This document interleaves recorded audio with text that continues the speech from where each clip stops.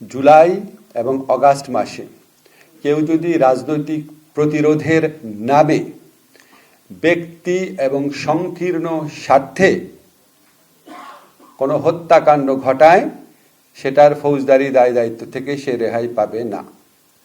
এখন কোনো হত্যাকাণ্ড ব্যক্তিগত এবং সংকীর্ণ স্বার্থে জুলাই গণ অভ্যুত্থানের সাথে রিলেটেড না, রাজনৈতিক প্রতিরোধের উদ্দেশ্যের সাথে রিলেটেড না, লোভের বশবর্তী হয়ে বা প্রতিশোধ স্পৃহা থেকে ব্যক্তিগত এবং সংকীর্ণ স্বার্থে কেউ যদি হত্যাকাণ্ড ঘটায়, তাহলে তাকে দায় মুক্তি দেওয়ার উদ্দেশ্যে আইন করা হয় নাই।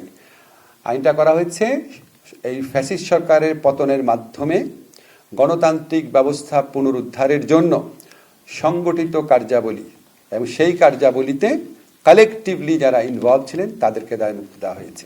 অর্থাৎ হিউম্যান রাইটস কমিশন যদি দেখে যে না, যেই হত্যাকাণ্ডটা ঘটেছে এটা রাজনৈতিক প্রতিরোধের প্রক্রিয়ায় ঘটেছে, সেটার কোনো দায় থাকবে না, সেখান থেকে দায় মুক্তি পাওয়া হবে।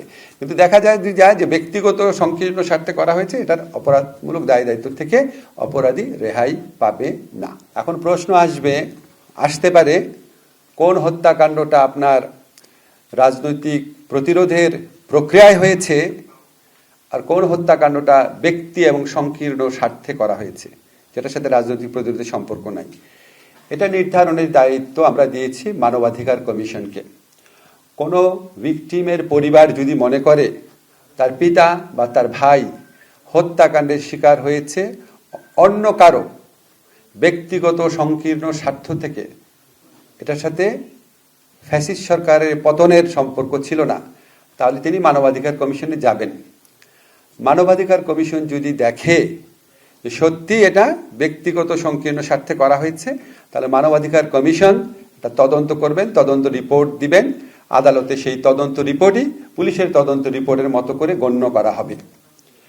যদি দেখেন যে না, এটা রাজনৈতিক প্রতিরোধের উদ্দেশ্যে সংগঠিত কার্যাবলীর ধারাবাহিকতায় হয়েছে, তাহলে অবশ্যই এই সংগঠিত অপরাধের জন্য সংগঠিত কার্যাবলীর জন্য কোনো অপরাধমূলক দায় দায়িত্ব থাকবে না। ডেট দেওয়া নাই, আপনাদের একটু স্মরণ করিয়ে দিই। আমাদের মহান মুক্তিযুদ্ধের পরে যখন দায় মুক্তি আইন করা হয়, সেই দায় মুক্তি আইন করাকালে 1972 সনের মুক্তিযুদ্ধ কিন্তু আমাদের শেষ হয়েছিল 1971 সনের 16ই ডিসেম্বরে বিজয় অর্জনের মাধ্যমে। কিন্তু ওখানে দায় মুক্তি দেওয়া হয়েছিল ফেব্রুয়ারির 29 তারিখ 1972 পর্যন্ত।